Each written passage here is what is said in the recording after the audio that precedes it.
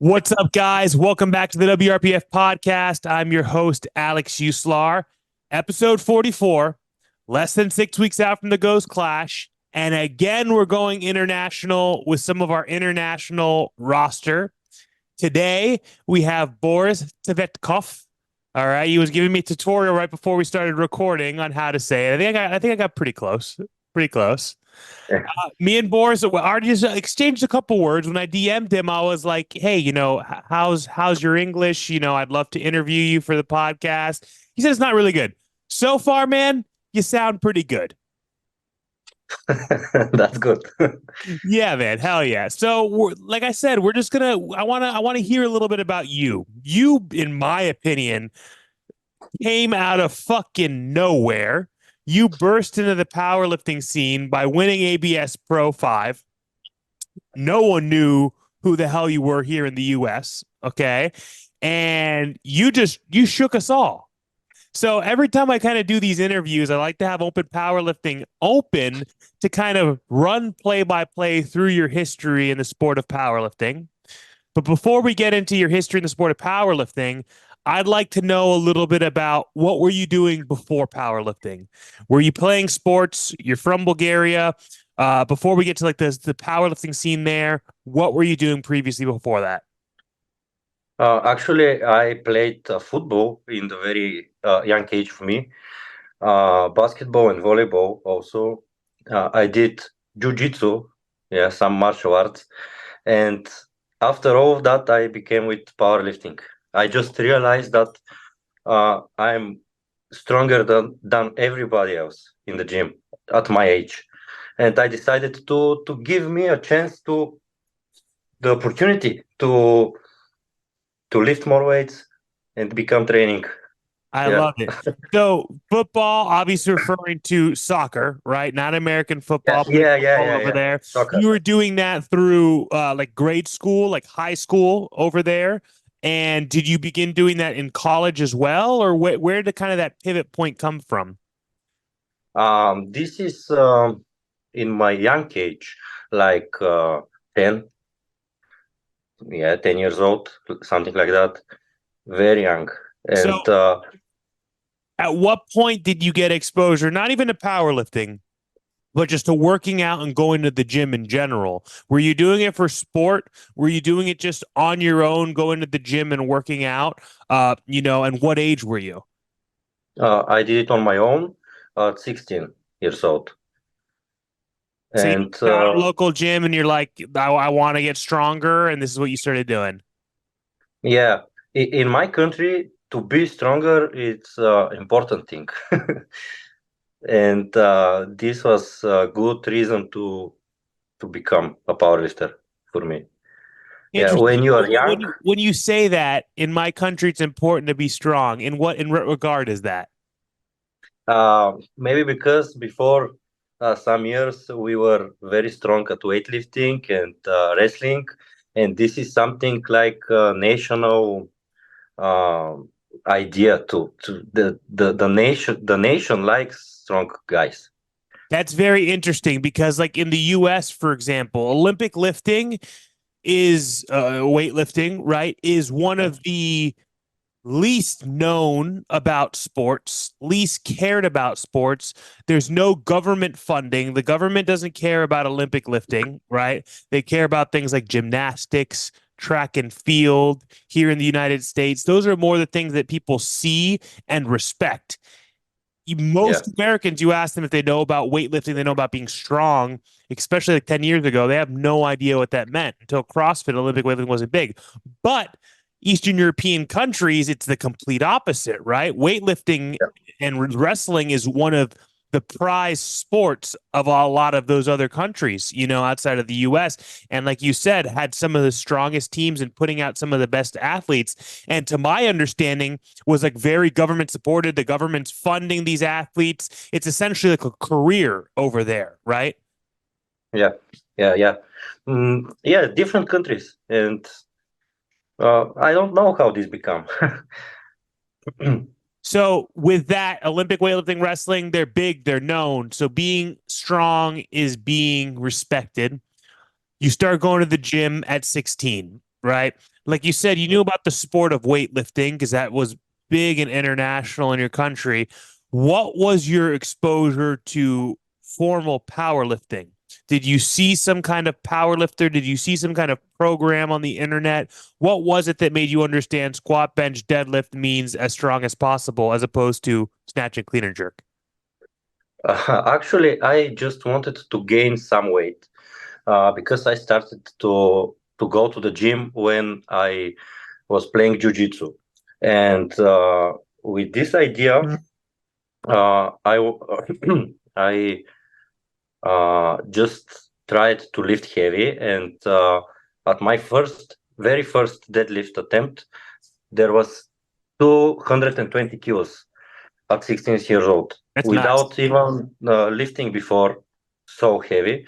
And that's how I started to do all of these things. And I met my coach in the previous gym when I was 16, and he's still my coach. He's a power lifter, and that's how everything became. Interesting. So that's very cool, and it's amazing how something like that lined up, right? Because who knows if you wouldn't have met that coach when you were 16 years old, if you would have learned and understood powerlifting formally, if you were, or if you would have just kept working out to try to get big and do bodybuilding style training.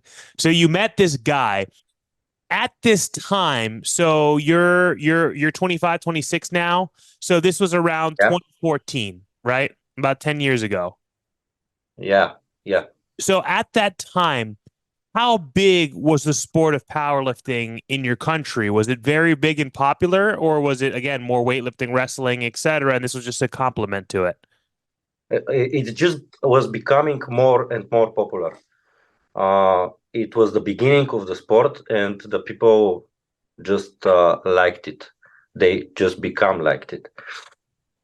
So yeah, I'm one of the first raw powerlifters in my country at this level, actually, That and I makes sense. guess I'm So the at strongest here.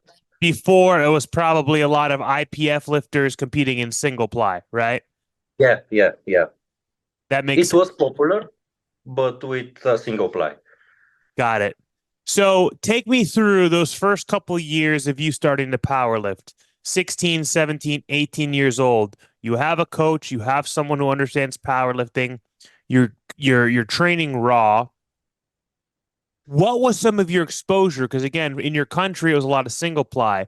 What was some of your first exposure to raw powerlifting and classic raw powerlifting? And were you watching Americans and watching the sport of powerlifting grow in America? Yeah, my favorite powerlifter was Eric Lillibridge. Yes, When sir. I was young, yeah, very big beast. That's And awesome, man. So around that same era, then, like even though you're younger, you're a bit younger than a lot of people like myself. I'm 31. A lot of the different lifters I've interviewed are closer to their 30s, and they started powerlifting in 2013, 2014 when they were a little bit older. You were really young, and even at a young age, you were able to see. That's what I kind of call that golden era, that starting era of raw powerlifting and classic raw powerlifting, right? Eric yeah, yeah, Lillibridge, Dan Green, Kevin Oak, Zahir, like those guys. So you were aware of all of them and you were watching all of them. yeah, yeah, yeah. They were heroes for me in That's this time.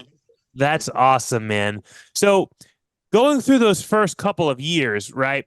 According to Open Powerlifting, your first competition wasn't until 2019. Did you compete before that?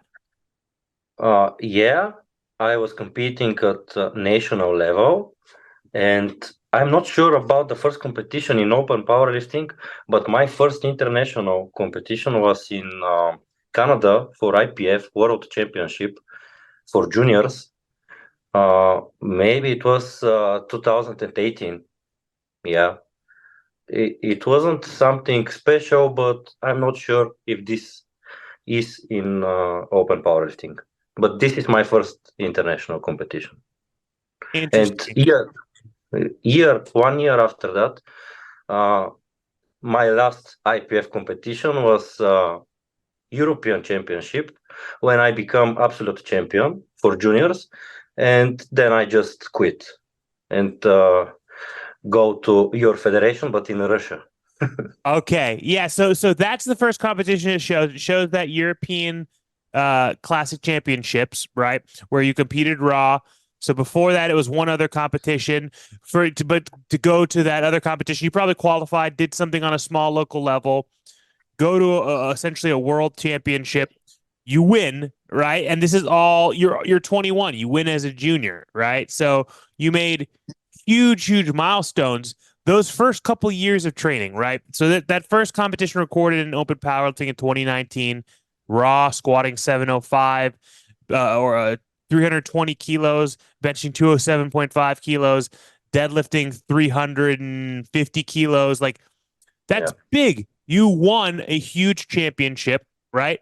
At what point, because we talked about, the first competition not being until 2018, but you had been powerlifting since 2014. So all those years that you're beginning to train and you're under a knowledgeable coach, at what point did you realize you were going to be very strong and you were going to be a champion? And you did go on to be a champion. I just watched the big guys like Eric Lillibridge, how they squatted almost 500 kilograms, and I didn't find this as impossible.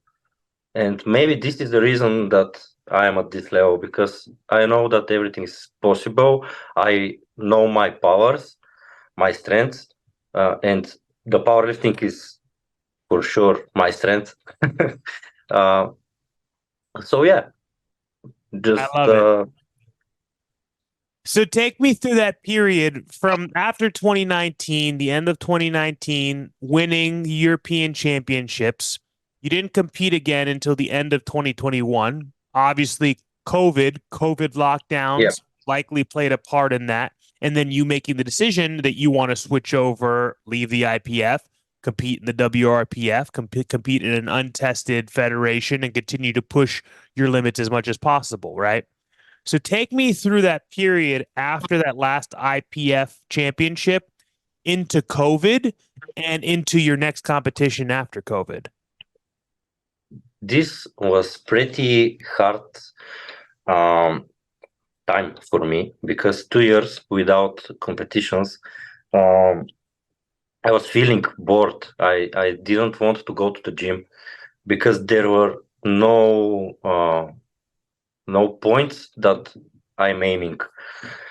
Um, in this time, actually in this time I decided to quit IPF, because the in my nation we have big problems with the federation, and we didn't get any money, any sponsors, any nothing at all. You win, you become whatever you want to become, and you don't get anything. Right. And then I decided to change the federation and to go to WRPF, WRPF. Maybe because I liked also Malanichev and Kirill Sarichev, the other side of the strong guys And of in course, Russia. Yury Belkin, right? Where you Yeah, yeah, your yeah, own weight yeah. class, right? Yeah, I'm miming to him now. Yes. At what Yeah, point, then not to change subject, I mean, Yury Belkin in those years of, 2016, 2017, 2018, going up against all these guys, constantly dominating. Did you ever compare yourself and foresee yourself attempting to surpass and beat him? yeah. It's funny, but yeah. Yeah, Yeah, maybe very long time ago. I know that at some point I will get him. I love it. I love Yeah. it. So back to that difficult period. Then there's no competitions going on. There's the issues with the IPF. You decide to go over the WRPF, right? Yeah.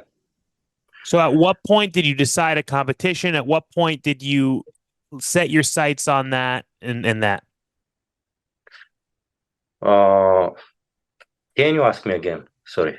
So no, of course. So when you decided you were going to go to the WRPF after COVID lockdowns kind of stopped, how did you determine your first competition to come back? The first competition that I see that you came back was December of 2021, and it looks Yes. like you were maybe injured of some sort Yeah. based Yeah. on your deadlifts. I I I tore my quadriceps 6 centimeters 1 month before the competition, and I wasn't sure for this competition, but I was paid for everything, and I decided to go and see what I can do. I did my best, 370 kilograms of deadlift. It's pretty good with this trauma.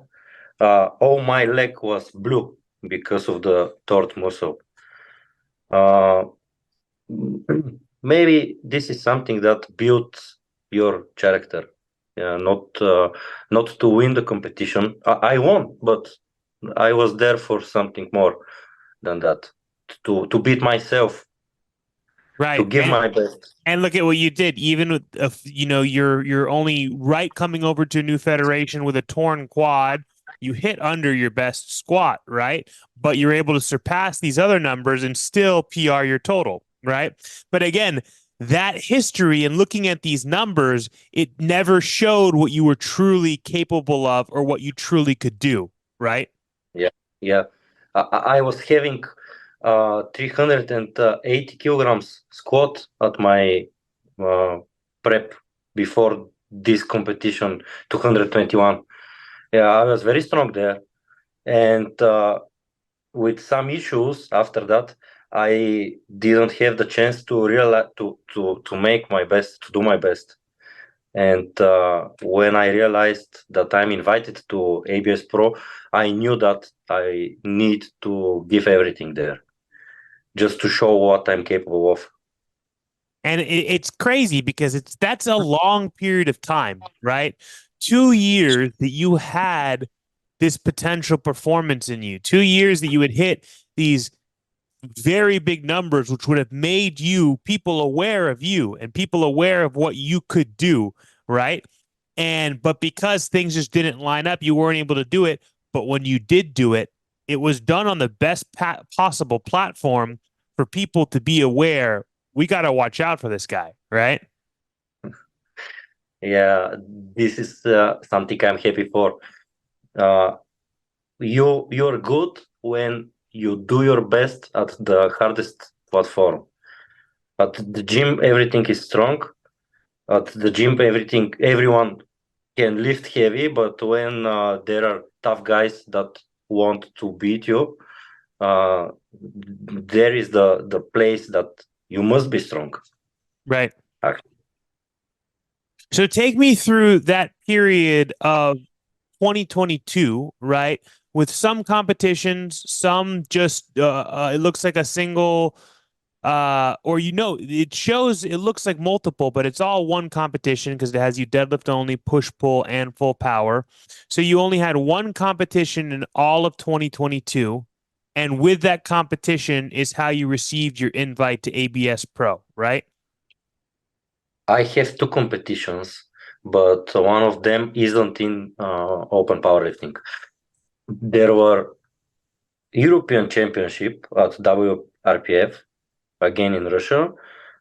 It was in April, and in December was the World Championship. So they were two championships, and both of them were pretty hard for me because of the war between between Europe and Russia in this time. I should go there alone, and I had some issues with my money. I couldn't use my credit card in Russia. I didn't have money. Actually, I ate only bread with ham 1 week, and I had something like 100 euros to eat, to use taxi, and yeah, I just didn't have money for there, and I couldn't get by my parents or my friends because the cards can't be used in this time in Russia, the European cards. So this was one of the competition. This was at European Championship. It's a pretty cool story, but maybe in Bulgarian I can tell you the better Right, right, version. right, right. Yeah. You just telling me just a small version of it. I can imagine how difficult that was to then go and compete. People talk about, oh, here. My flight got delayed, so I was a little bit late. I didn't sleep enough, and that made it difficult for them to weigh in and compete. But that is a very large obstacle, and I can only imagine all the details that went along with it. That's no easy. Yeah, yeah, and when you go alone, it's more harder. Yeah. Yeah. At the World Championship, I was alone again. It was in one city, 400 kilometers away from Moscow, and I traveled maybe around 10 hours from Moscow to this city, all alone. Then after the competition, I won, but without my best results. And after the competition, again all alone, I ate an old cheese, and I get this allergy. All my face was red, and I couldn't breathe good. So I go to the hospital after that, and that's how ended my journey in Russia, Russia. in the Holy hospital. shit. Yeah, and yeah. With these problems, after that, I needed to go back to Bulgaria with mm, around 30 hours of traveling, changing trains, cars, and flights, and it was hard again. So every competition that I did in my life is with some beautiful story.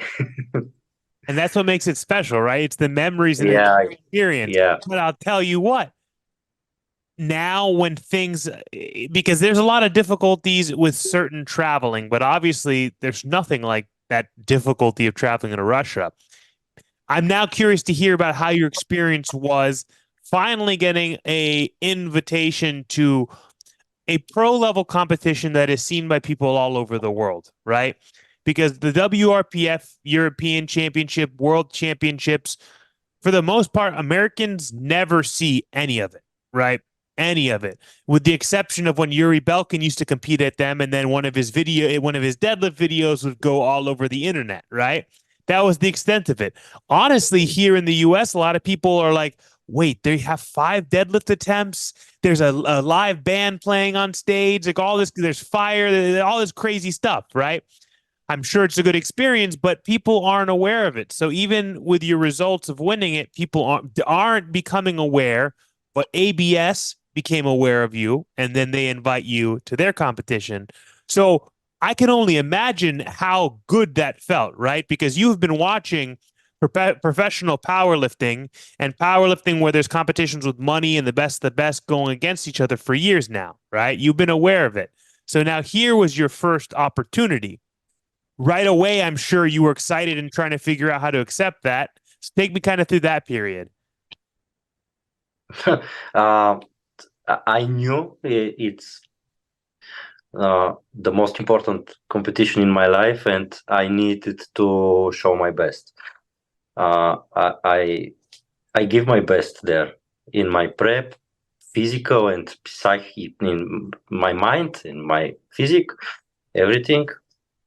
Uh, I just knew that this opportunity could open more doors for me in my life, and yeah, uh, I'm happy that the things happens in this way, like they did.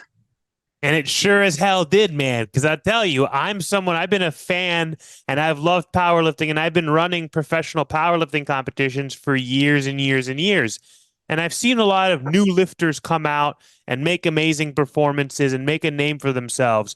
But watching you, I watched that entire competition. I had it on at my gym and I was watching your performance and I was like, who is this guy? He moves like a complete professional. Like he's been doing this for so long, which you had been doing it for a long time, and moved beautifully and flawlessly. And here he is now becoming the winner at one of the largest stages ever. Like, I need to have that guy come over here. I want to see that guy come over here to the US where there's even more competition for him to go against and see what he's capable of. And I'm pretty happy to have the opportunity to come to you with these names there. It's like a miracle now where I'm going after 6 weeks. Um, yeah, maybe this is the most difficult competition I'm going to. ABS was also pretty hard, but with this level of athletes like Jamal and John Hack, yeah, they are not in my um, uh, yeah, they're with knee sleeves. I'm Right. with wraps, but I am there with them at the Yeah. same platform, and this is great. This is something amazing. I love it. So, a couple questions leading into ABS Pro. First question: you weighed in at about 104 kilos, 230 pounds. All your competitions you've always done in the 110 kilo weight class. You've never been a full 110 kilos.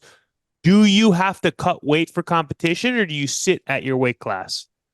Yeah, I cut weight for first time in my life, uh, and this happened.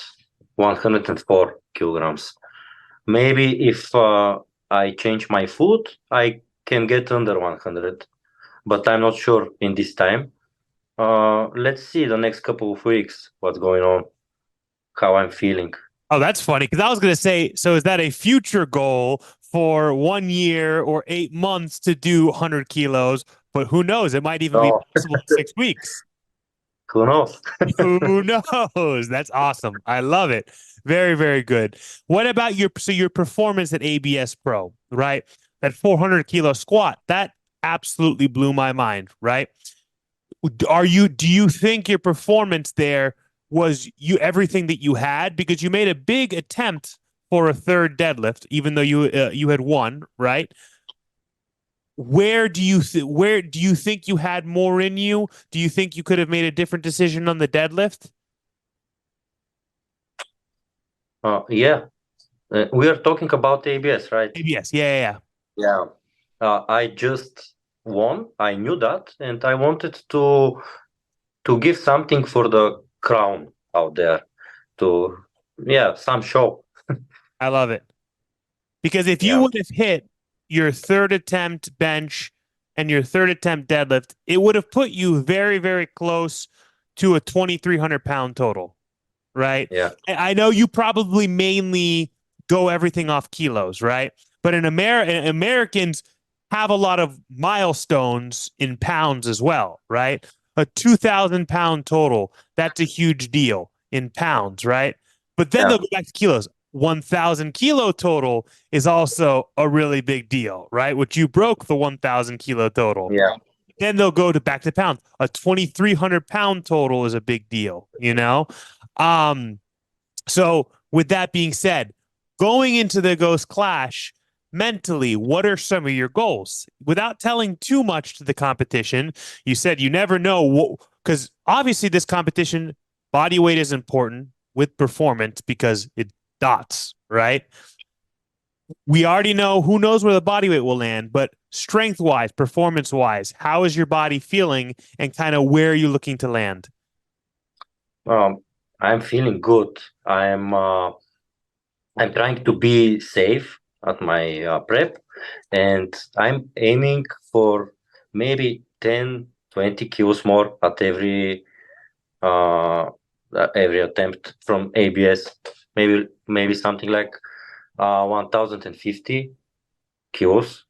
Yeah, I'm not sure how it's in pounds. uh, I really don't want to talk about That's this. 2,314 pounds. So, yes, that's over the Okay. 2,300 pound Okay, so this is barrier, good right? number. Yes, very So good this is what number. I'm aiming to. Yes, Yeah. So I don't want to talk too much about this. I prefer to show what I'm capable of. Uh, so yeah, but this is something that I'm aiming to 150 kills. I love it. And with that number, what's interesting is obviously that just it's increases on your performance and everything that you've done, but it puts you closer and closer to what Yury Belkin's all-time world record total is, right? It's crazy, at least in 242. It's crazy to see how close, as you inch closer and closer, it is, right? 1,070 kilos is his all-time world record total. If you get to 1,050 without saying it's for sure or exact or what numbers you need, that just puts you one or two competitions away from breaking a record that no one has been able to break. Yeah, who knows? Who Who knows? knows? I love it, man. Maybe this is the time that I will do it. Maybe it's not. I will do my best and let's see what will happen. Nothing is impossible. I'm aiming to the best ever. So if I'm healthy, everything will be fine. That's the name of the game, man. You just got to stay healthy and get to the platform. And we're closer and closer, right? This is where we are right now is the most difficult part of prep, right? This is the Yeah. hardest part. This is where you're loading the heaviest loads on your back, getting closer and closer to the day. So I'm glad to hear you're healthy so far. I'm glad to hear we're closer and closer. And I'm excited to see some of those goals and those possibilities unfold before our eyes in just less than 6 weeks from now. So, talk to me about your travel over here to the United States. So, I know I had to fill out some different forms for you. You had to get your visa, you had to get approval, and I was on edge because I wanted you to come over. I wanted you to come over, and you got it all. You got it all set. So, when are you traveling over? How do you feel about your travel compared to what you've had to do in the past? I imagine it's going to be much easier than traveling Yeah. to Russia, right? Yeah, much easier. I'm traveling at